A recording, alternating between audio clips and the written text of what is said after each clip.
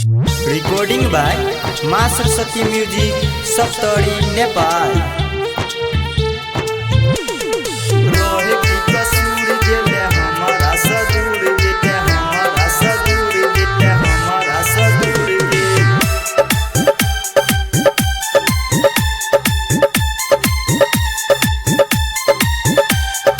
रहे की कसूर गेले हमारा सदूर गेले। रहे की कसूर गेले हमारा सदूर गे। रहे की कसूर गेले हमारा सदूर गे। रहे की कसूर गेले हमारा सदूर गे। प्यार सिखा को हो प्यार सिखा को गेले हमारा तू दूर गे।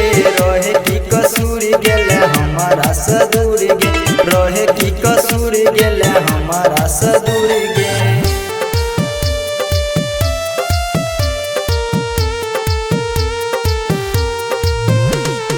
Music by DJ Umesh Shukipur बाजार।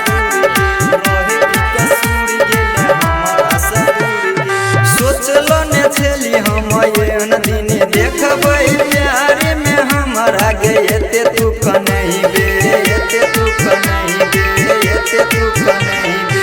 सोचलो ने छेली हम एहन दिन देखबै प्यार में हमारा गे एते तू कन्हई बे। देने रही गिरिया गे हो देने रही गिरिया गे कोना के भूले लही। रहे की कसूर गेले हमारा सदूर गे।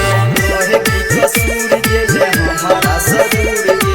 रहे की कसूर गेले हमारा सदूर गे।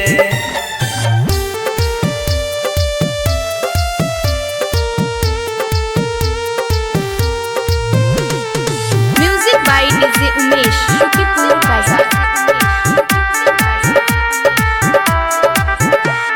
मीठी मीठी बोली को सपना देखे लही छानी भर में हमारा गे कोना कबूले लही कोना कबूले लही जाना कबूले लही। मीठी मीठी बोली को सपना देखे लही छानी भर में हमारा गे कोना कबूले लही। झूठो के गे हमारा हो झूठो के गे हमारा तू किया गे सके लही। रहे की कसूर गेले हमारा सदूर गे। रहे की कसूर गेले हमारा सदूर गे।